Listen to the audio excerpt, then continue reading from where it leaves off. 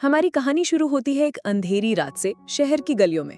आसमान में एकदम से एक सफेद फ्लैश होता है, जैसे कोई टूटा हुआ तारा जमीन की तरफ आ रहा हो।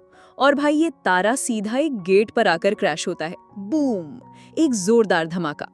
जब धुआं हटता है तो हम देखते हैं एक आदमी को जो बुरी तरह से घायल है। उसका खून पसीना सब कुछ मिलकर नीचे कंक्रीट को लाल कर रहा है। ये बंदा, जिसका नाम है केडन, दीवार का सहारा लेकर बड़ी मुश्किल से खड़ा होता है और उसके दिमाग में बस एक ही चीज चल रही है। फक यार, मैं द ग्रेट केडन इतना पथेटिक कैसे दिख सकता हूँ। भाई का ईगो टूटे हुए स्टार से भी ज्यादा टूटा हुआ है। वो सोचता है कि ये सब इसलिए हुआ क्योंकि उन चूहों ने उस पर भीड़ में अटैक किया। अकेला आता तो दिखा देता। वो सड़क की तरफ देखता है, खांसी आती है और रियलाइज करता है कि अब उसे अपनी प्रेजेंस छुपाकर अपनी स्ट्रेंथ रिगेन करनी होगी, क्योंकि अगर वो ऐसे ही भागता रहा तो उसके दुश्मन उसे पकड़ लेंगे और उसकी एनर्जी तो पहले से ही लो है। उसे एक ऐसा तरीका चाहिए जिससे वो घुल मिल जाए, गायब हो जाए। तभी एक पेपर बॉक्स से म्याऊं की आवाज आती है। केडन की थकी हुई आंखें उस बॉक्स पर जाती हैं जहां एक बिल्ली आराम फरमा रही है और उसके दिमाग की बत्ती जलती है। दिस शुड वर्क, वो सोचता है। आइडिया तो काफी सॉलिड है। वो उस बिल्ली के पास जाता है जिसे केडन के आने से कोई फर्क नहीं पड़ रहा, वो अपनी दुनिया में मस्त है। जैसे ही केडन उस बिल्ली के पास पहुंचता है, पूरी गली एक जोरदार फ्लैश से रोशन हो जाती है और अगले ही पल अंधेरा छा जाता है। सीन कट होता है और हम मिलते हैं हमारे स्टोरी के मेन कैरेक्टर से, एक सुपर क्यूट ब्लॉन्ड बालों वाला लड़का जो पेट स्टोर में कैट फूड के काउंटर पर खड़ा है और उसकी आंखों में चमक है। भाई, इसका कैट ऑब्सेशन नेक्स्ट लेवल है। वो सेल पर लगे फूड को देखकर खुश हो रहा है, फिर सोचता है मेरी बिल्लियों की डाइट है, ज्यादा नहीं खिला सकता, लेकिन ये उनका फेवरेट भी है, तो क्या करूं? उसकी नजर नए वैरायटीज पर पड़ती है। उसको सब कुछ खरीदने का मन कर रहा है, पर जेब में उतने पैसे नहीं है। A typical middle class struggle. I feel you bro. आखिर में वो डिसाइड करता है जब खरीदना ही है तो ढंग से खरीदते हैं और पूरा अ लॉट ऑफ स्टफ खरीद लेता है, जिससे दुकान का मालिक भी खुश हो जाता है। सड़क पर चलते हुए वो अपने बैग में झांकता है और बड़बड़ाता है, मैंने सोचा था अपने लिए कुछ खरीदूंगा, पर सारे पैसे इन बिल्लियों पे उड़ा दिए, मैं तो कंगाल हो गया। लेकिन फिर एक प्यारी सी स्माइल के साथ सोचता है, कोई नहीं, मेरी बिल्लियां खुश हो जाएंगी तो सब ठीक है। ये लड़का, इसका नाम है जीवू सीओ और इसका दिल सोने का है गाइस, एकदम प्योर गोल्ड। तभी उसकी नजर एक माँ और उसके बच्चे पर पड़ती है। माँ फोन पर बिजी है और बच्चा इधर उधर भाग रहा है। अचानक वो बच्चा अपनी बॉल के पीछे सड़क पर भाग जाता है, बिना देखे कि एक तेज रफ्तार कार आ रही है। जीवो की आंख से फटी की फटी रह जाती हैं। उसे पता है कार टाइम पर नहीं रुक पाएगी। और यहाँ दोस्तों हम देखते हैं जीवू का असली रूप। जैसे ही बच्चा खतरे में होता है, जीवू के अंदर का सुपर हीरो जाग जाता है।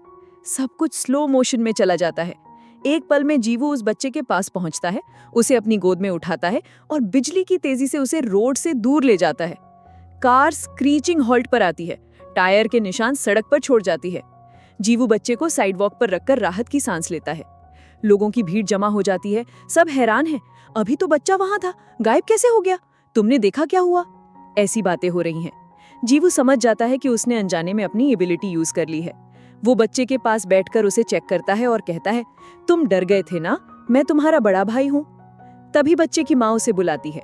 जीवू आखिरी बार उस बच्चे को देखता है और सोचता है, मैं खुश हूं कि मैं अपनी एबिलिटी से इसकी जान बचा पाया। लेकिन उसे ये भी रियलाइज होता है कि वो कितना केयरलेस था। अगर लोगों ने देख लिया होता तो गड़बड़ हो जाती। वो भीड़ में घुल मिल जाता है, ये सोचते हुए कि उसे आगे से और भी सावधान रहना पड़ेगा। शाम को जीवू अपने घर के पास की गलियों में जाता है, जहां वो स्ट्रीट कैट्स को खाना खिलाता है। सॉरी आज लेट हो गया, वो कहता है। लेकिन आज कुछ अजीब है, उसकी 3 रेगुलर कैट्स खाना नहीं खा रही हैं। वो बस उसे देखकर म्याऊं कर रही हैं, जैसे उसे कहीं ले जाना चाहती हूँ। तुम लोग आज अजीब बिहेव कर रहे हो, कहाँ ले जा रहे हो मुझे? वो उनके पीछे पीछे चल पड़ता है। बिल्लियां उसे एक अंधेरी गले में ले जाती हैं और वहां दीवार के पीछे जीवों को एक मोटी सी जिंजर कलर की बिल्ली मिलती है, जो खून में लथपथ जमीन पर पड़ी है। ये वही बिल्ली है जिसके रूप में केडन है। Chapter 2, the talking cat. Jeevu उस घाया बिल्ली को अपने घर ले आता है। जब केडन को होश आता है तो वो खुद को एक अनजान कमरे में पाता है। पहले तो उसे कुछ समझ नहीं आता, फिर उसे याद आता है कि वो बेहोश हो गया था। वो अपने पंजे उठाकर देखता है, पहले आगे के फिर पीछे के, कान हिलाता है और फिर उसकी रियलाइजेशन, व्हाट द हेक, मैं बिल्ली बन गया हूँ।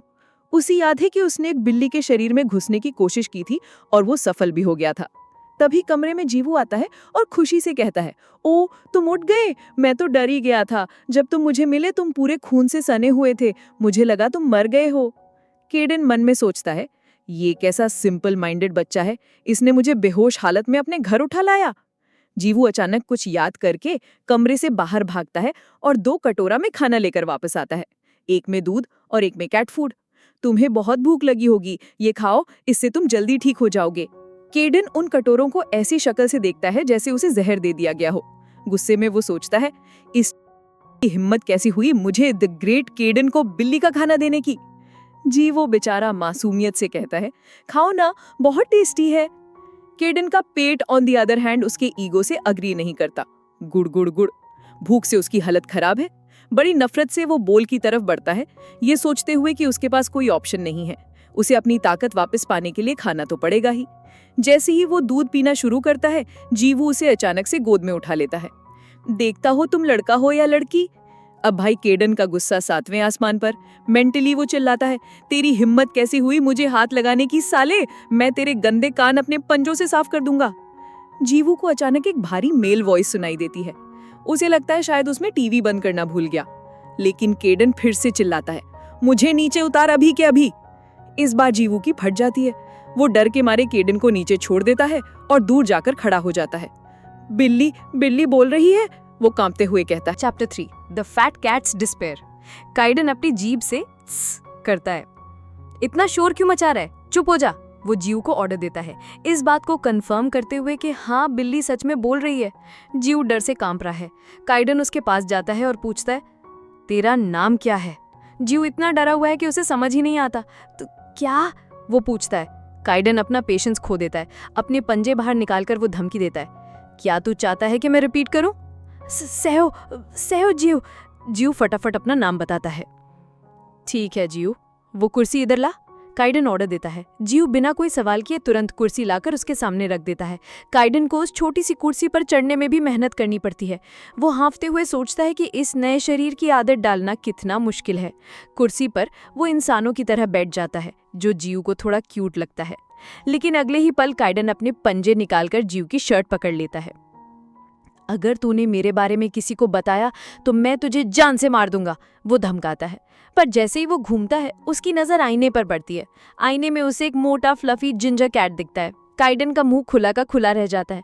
मैं इतना मोटा हूँ, वो खुद को देखता है। मेरा डबल चिन है, पेट निकला हुआ है।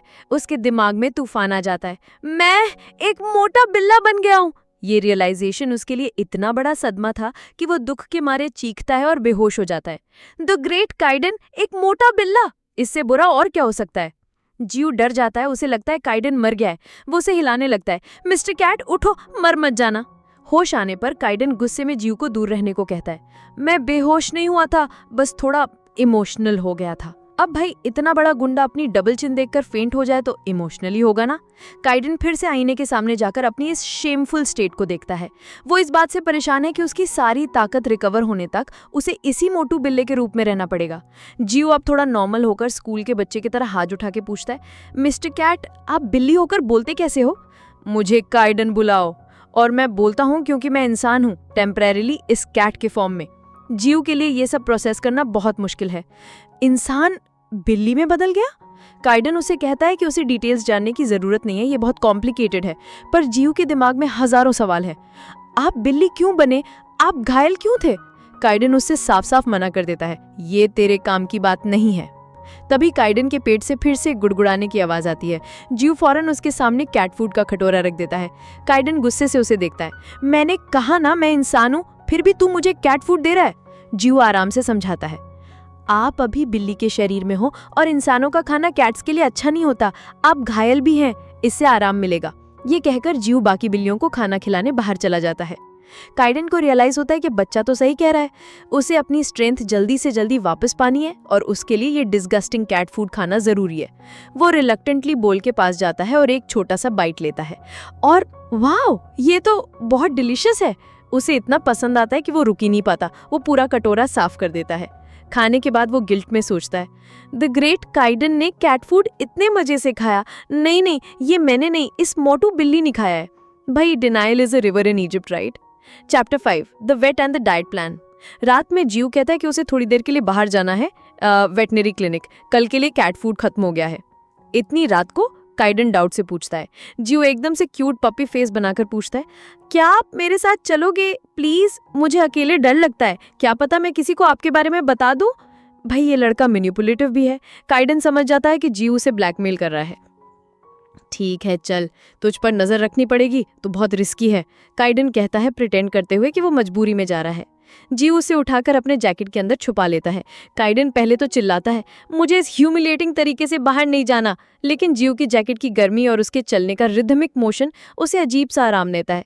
शायद इसलिए क्योंकि मैं पहली बार बिल्ली बना हूँ, वो खुद को समझाता है और सो जाता है। ली पेट हॉस्पिटल पहुंचकर जीव डॉक्टर को बताता है कि उसे ये बिल्ली घायल मिली थी और चेकअप करवाना है। डॉक्टर, जो एक बुजुर्ग आदमी है, काइडन को देखकर कहता है, काइडन, इतना भारी नाम इसकी अपीयरेंस को सूट करता है। काइडन मन में उस डॉक्टर को 100 गालियां देता है। डॉक्टर काइडन का पूरा चेकअप करता है, सर, कान, दांत, यहाँ तक कि पूंछ के नीचे भी। काइडन के लिए ये बहुत ही शेमफुल मोमेंट है। आखिर में डॉक्टर कहता है, इसको कोई खास प्रॉब्लम नहीं है, बस कुछ खरोचे हैं। हाँ, लेकिन इसको डाइट पर डालना पड़ेगा। काइडन का मन करता है कि वो उस डॉक्टर को भी मार डाले। डाइट? द ग्रेट काइडन को कभी नहीं। Chapter 6, the monster cat. घर वापस आते हुए अचानक केडन के कान खड़े हो जाते हैं। उसे कुछ अजीब आवाजें सुनाई देती है। इस एरिया में और भी मॉन्स्टर कैट्स हैं। वो बड़बड़ाता है, मॉन्स्टर कैट्स? आप क्या कह रहे हो? जीव कंफ्यूज हो जाता है। तभी एक गली से दहाड़ने की आवाज आती है। लाल आंखें अंधेरे में चमकती हैं और एक सफेद काली धारियों वाला जानवर बाहर निकलता है। पर यह कोई नॉर्मल बिल्ली नहीं है, ये एक टाइगर जितना बड़ा है और उसके मुंह से लार टपक रही है। ये तो टाइगर जैसा लग रहा है, जीव डर के मारे कहता है। ये अवेकन्ड एनिमल है। जैसे ही वो दोनों सोच रहे थे कि क्या करे, उस मॉन्स्टर कैट ने एक जोरदार दहाड़ मारी। भागो! जीव चिल्लाता है और तुरंत ऑपोजिट डायरेक्शन में दौड़ लगा देता है। केडन, जो अभी भी उसकी जैकेट में है, पीछे देखता है और सोचता है, ये लड़का सोचने में काफी तेज है। मुझे लगा था डर के मारे कांपता रहेगा। लेकिन मॉन्स्टर कैट भी उनके पीछे तेजी से भागता है। लंबी लंबी छलांगे मारकर वो उनके नजदीक पहुंच जाता है। अपने पंजे निकालकर वो जीव पर हमला करता है। Chapter 7, the divine weapon of distraction. जीव आखिरी मोमेंट पर एक समरसॉल्ट मारकर बच जाता है, लेकिन वो ट्रैश कैन से टकराकर गिर जाता है। उसने केडन को बचाने के लिए अपनी पीठ पर चोट खा ली। तुम ठीक हो? केडन पूछता है। हाँ, बस कपड़े फट गए, जीव जवाब देता है। अब क्या करें? काश हमारे पास कोई हथियार होता। तभी जीव को याद आता है कि उसने अपने पॉकेट में कुछ रखा था। वो अपनी जेब से एक स्टिक निकालता है जिसके आगे एक फ्लफी सा मॉन्स्टर लटका हुआ है। ये कैट टीजर टॉय है। सीरियसली? तो इससे लड़ेगा? केडन हैरान होकर सोचता है। जीव उस डिवाइन वेपन को मॉन्स्टर कैट के सामने लहराता है। मॉन्स्टर कैट, जो हमला करने वाला था, अचानक उस खिलौने को देखकर रुक जाता है। उसकी आंखें उस लटकते हुए मॉन्स्टर पर टिक जाती हैं। वो खिलौना इधर से उधर झूमता है और केडन, द ग्रेट केडन, वो भी उस खिलौने को हिप्नोटाइज्ड होकर देखने लगता है। उसकी बिल्ली वाली इंस्टिंक्ट्स किक इन कर जाती हैं। मॉन्स्टर कैट दहाड़कर फिर से अटैक करता है, लेकिन इस बार उसका टारगेट जीव नहीं, वो खिलौना है। वो खिलौने पर झपटा मारता है। ये हमारा चांस है भागने का, जीव चिल्लाता है। लेकिन जब वो देखता है तो केडन भी उस मॉन्स्टर कैट के साथ उस खिलौने के पीछे भाग रहा था। Face palm moment guys. Kaiden, जो अभी कुछ देर पहले गुस्से में था कि उसे कैट फूड ऑफर किया, अब एक सिंपल से टीजर टॉय के लिए पागल हो रहा है। उसी मोमेंट में उसके दिमाग में उसके पुराने दिन फ्लैश होते हैं, जब वो पावरफुल था, जब लोग उससे डरते थे, जब दुनिया उसके कदमों में थी। और अब वो एक मोटी बिल्ली है जो एक खिलौने के पीछे लार टपका रही है। द मॉन्स्टर कैट आखिर में उस खिलौने को छीनकर भाग जाता है। केडन दुख से सोचता है, मेरा शरीर अपने आप ही हिलने लगा था। Chapter 8, a risky plan. यार, अभी हमारी किस्मत अच्छी थी कि हम बच गए, लेकिन वो मॉन्स्टर कैट किसी और को भी तो नुकसान पहुंचा सकता है, जीव परेशान होकर कहता है। केडन, जो अभी भी अपने ह्यूमिलिएशन से आराम से रिकवर कर रहा है, कहता है, तो हम क्या करें? हमारे पास भी तो भागने के अलावा कोई ऑप्शन नहीं था। लेकिन वो बहुत तेज था, किसी न किसी को चोट जरूर लगेगी, हमें रिपोर्ट करना चाहिए। पर उसे याद आता है, ओह शिट, मेरा फोन तो घर पर है। तो फिर हम कुछ नहीं कर सकते। ऐसा नहीं लगता कि तुम उसके बारे में कुछ कर सकते हो। मैं कर सकता हूँ, जीव अचानक बोलता है। केडन कंफ्यूज हो जाता है। क्या मतलब? तू क्यों कुछ करेगा? तूने उसके पंजे देखे थे? वो कार को भी काट सकता है, ये तेरा काम नहीं है। केडन गुस्से से कहता है, मैं जानता हूँ कि मैं घायल हो सकता हूँ, पर मैं उसे ऐसे नहीं छोड़ सकता। उसकी आंखों में एक अजीब सी डिटर्मिनेशन है। केडन को रियलाइज होता है कि ये लड़का कितना सॉफ्ट हार्टेड है। जीव कहता है कि केडन घर चला जाए, वो अकेले ही उस कैट से डील कर लेगा। केडन एक गहरी सांस लेता है। इस लड़के की बेवकूफ़ी पर उसे गुस्सा भी आ रहा है और शायद थोड़ी रिस्पेक्ट भी। अगर तूने सच में कुछ करने का डिसाइड कर ही लिया है तो मैं तुम्हारी मदद करूंगा, केडन कहता है। जियो की आंखें खुशी से चमक जाती हैं। सच में? हाँ, मैं ज्यादा तो नहीं, पर अपनी थोड़ी सी पावर्स तुम में ट्रांसफर कर सकता हूँ। उससे तुम उस बिल्ली को काबू कर सकोगे, केडन एक्सप्लेन करता है। आधे वीडियो तक आ ही गए हो तो एक लाइक तो बनता है, और कमेंट में बताओ कि अगर तुम्हारी फेवरेट पेट को स्पेशल पावर्स मिल जाएं तो तुम उसे कौन सा सुपर हीरो नेम दोगे। चलो अब देखते हैं जियो इन पावर्स के साथ क्या उखाड़ता है। Chapter 9, the power of light. Kaiden जियो को अपने सामने बैठने को कहता है। हमें सेम लेवल पर होना चाहिए, वो कहता है। जियो फौरन उसके सामने बैठ जाता है। केडन अपना पंजा उठाता है और जियो के माथे पर रखता है। एक छोटी सी लाइट की रोशनी उनके आसपास फैल जाती है। जियो की आंखें हैरानी से बड़ी हो जाती हैं। उसको अपनी बॉडी के अंदर एक अजीब सी पावर फील होती है। वोलविंड्स ऑफ पावर उसके चारों तरफ घूमने लगते हैं। ये पावर ट्रांसफर इतना इंटेंस है कि पास का स्ट्रीट लैम्प भी फट जाता है। शहर की सड़कों पर इलेक्ट्रिक डिस्चार्जेस दौड़ने लगते हैं। जियो की पूरी बॉडी ग्लो कर रही है। वो अपने हाथों को देखता है जहां से रोशनी निकल रही है। मुझे अजीब सी ताकत महसूस हो रही है, वो कहता है। ये इसलिए है क्योंकि मैंने तुम्हें लाइट की पावर दी है, केडन थक कर कहता है। जैसे ही जियो उस मॉन्स्टर कैट को ढूंढने के लिए निकलने वाला होता है, कदमों की आवाज आती है। तुम्हें कहीं जाने की जरूरत नहीं है, केडन कहता है।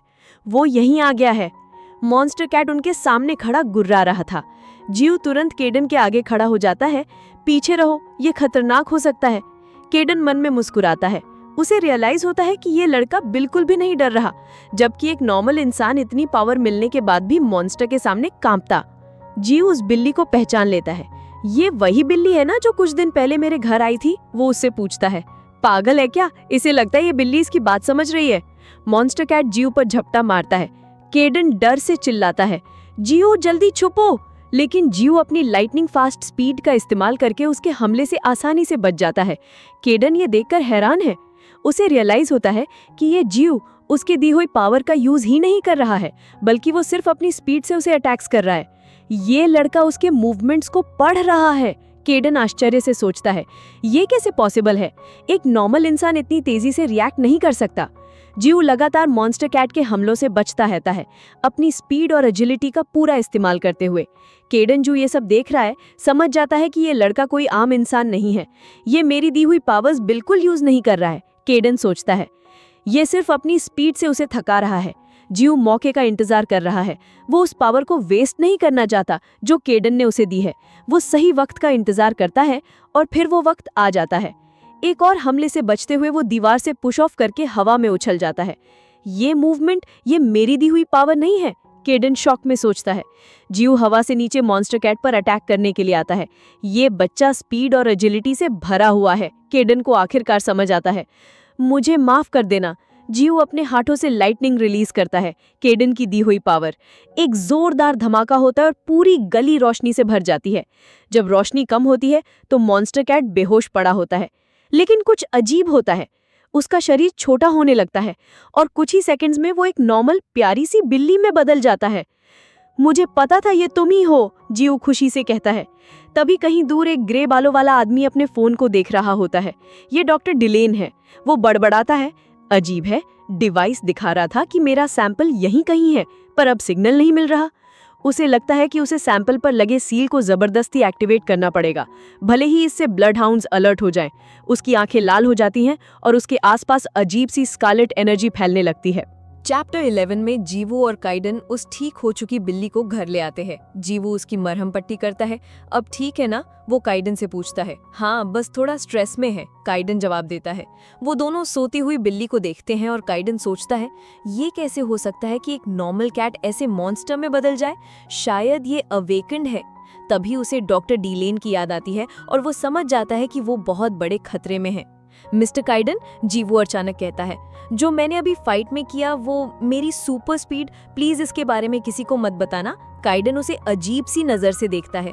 तुझे क्या लगता है मैं गली गली जाकर तेरी अवेकेंड एबिलिटी के बारे में ढोल पीटूंगा? Awakened ability? जीवू कंफ्यूज हो जाता है और तब काइडन को रियलाइज होता है कि जीवू को कुछ भी नहीं पता। वो ये भी नहीं जानता कि उसके पास जो है वो एक अवेकेंड एबिलिटी है और वो खुद एक अवेकेंड है। काइडन एक गहरी सांस लेता है। तभी कभी कुछ लोग ऐसे होते हैं जिन्हें पता नहीं होता कि उनके पास अवेकेंड एबिलिटीज हैं। वो जीवू को सब कुछ समझाता है कि स्पेशल पावर्स वाले लोगों को अवेकेंड वंस कहते हैं। उनकी एबिलिटीज अलग अलग हो सकती हैं, जैसे टेलीकिनेसिस, डिस्ट्रक्टिव पावर या जीवों की तरह सुपर स्पीड। ये सुनकर जीवो की आंखों में आंसू आ जाते हैं। वो कहता है, तुम मैं अजीब या कोई मॉन्स्टर नहीं हूँ। वो बताता है कि कैसे बचपन से वो अपनी इस एबिलिटी की वजह से अकेला रहा था। उसकी दोस्त उसे मॉन्स्टर कहते थे और उसकी माँ ने उसे अपनी पावर यूज करने से मना कर दिया था। वो हमेशा डर में जीता रहा कि कहीं कोई उसे देख ना ले, उस पर एक्सपेरिमेंट ना करे या उसे मार ना डाले। मैं हमेशा सोचता था कि मैं बीमार हूँ, वो रोते हुए कहता है, लेकिन अब मुझे पता चला कि मेरे जैसे और भी हैं, मैं अकेला नहीं हूँ। ये बहुत ही इमोशनल मोमेंट है गाइस। जीवो को आखिरकार एक ऐसी दुनिया मिलती है जहाँ वो बिलोंग करता है। Chapter 12, a new threat. Kaiden जीवो को समझाता है कि ज्यादातर अवेकन लोग अपनी एबिलिटीज को ट्रेन करके और भी पावरफुल बनते हैं, लेकिन जीवू तो हमेशा डर के मारे अपनी पावर छुपाता रहा, इसलिए उसकी एबिलिटी डेवलप नहीं हुई। उसके पास दिन में सिर्फ 3 से 5 सेकंड की स्पीड है। बातें करते करते दोनों के पेट में चूहे दौड़ने लगते हैं। जीवू अपने लिए ब्रेड ले आता है और काइडन को मजबूरन फिर से कैट फूड खाना पड़ता है, जो अब उसे उतना बुरा नहीं लग रहा। तभी काइडन को एक अजीब सी ऑमिनस एनर्जी महसूस होती है जो घर के चारों तरफ फैल रही है। ये वही स्कारलेट ऑरा है जो डॉक्टर डीलेन ने रिलीज की थी। उस ऑरा को महसूस करके वो रेस्क्यूड कैट जो अभी तक सो रहा था अचानक उठ जाता है और खुली खिड़की से बाहर कूदकर भाग जाता है। ये तो भाग गया, जीवू चिल्लाता है। काइडन को समझ आ जाता है कि ये सब उस अजीब एनर्जी की वजह से हुआ है।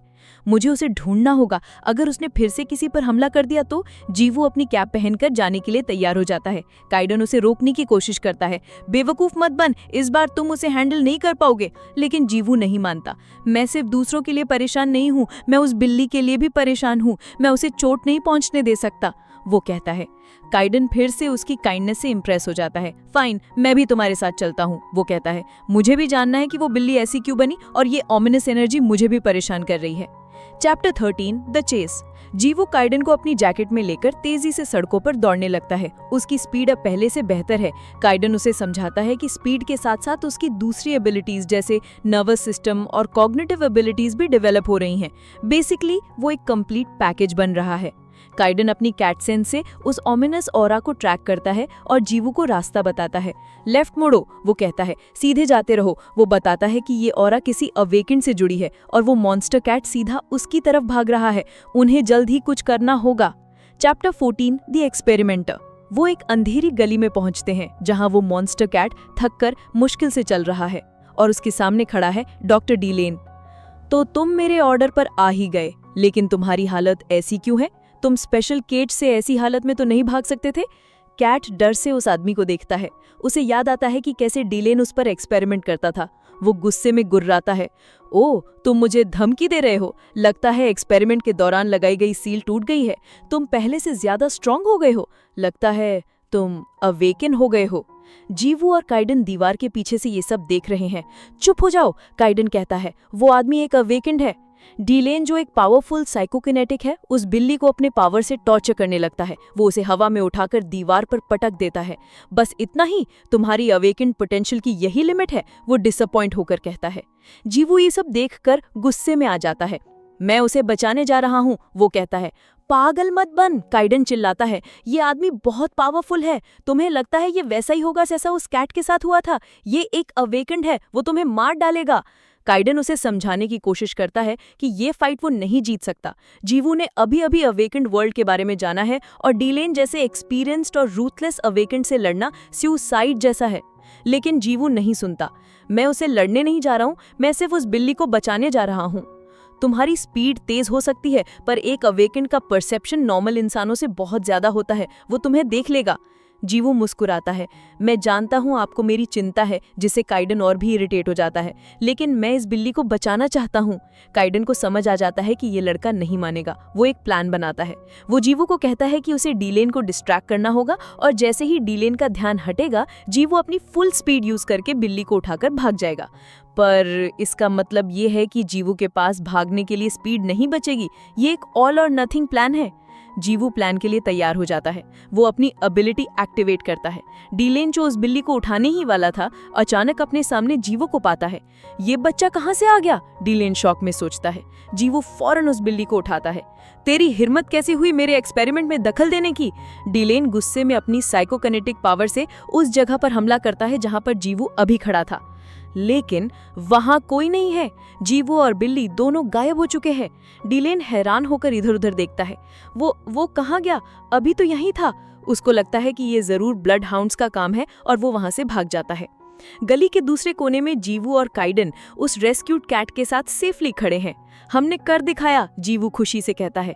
कर दिखाया? घंटा कर दिखाया, काइडन गुस्से से चिल्लाता है। अब वो आदमी तुम्हारे बारे में जानता है। तुम्हें अंदाजा भी है कि हम कितने बड़े खतरे में हैं। लेकिन जीवू उसकी बात नहीं सुन रहा है। वो बस उस बची हुई बिल्ली को देखकर खुश हो रहा है। वो कहता है, मुझे उसे बचाने की कोशिश तो करनी ही थी ना। और उस मोमेंट में जीवू को रियलाइज होता है कि जो पावर्स वो हमेशा से छुपाता आ रहा था, वो उतनी बुरी भी नहीं है। इन्हीं पावर्स की वजह से वो आज किसी की मदद कर पाया। वो आसमान की तरफ देखता है और कहता है, ये अमेजिंग है। अब शुरू होगा एक आम सा दिखने वाले लड़के और एक आलसी मोटी बिल्ली का असली आतंक। तो दोस्तों, ये था इलेक्सिड का पहला आर्क। क्या जीवू और काइडन उस खतरनाक डॉक्टर डीलेन से बच पाएंगे? और काइडन कब तक इस मोटी बिल्ली के शरीर में फंसा रहेगा? ये सब जानने के लिए आपको देखना पड़ेगा हमारा अगला एपिसोड। इसलिए मनवा रीकैप समरी एक्सप्लेन को सब्सक्राइब करना बिल्कुल मत भूलना और बेल आइकन दबा दो ताकि आप नेक्स्ट स्टार्ट मिस ना करो। और हाँ, कमेंट करके बताओ नेक्स्ट मनवा कौन सा देखना चाहते हो। Till then, sayonara, take care and keep watching.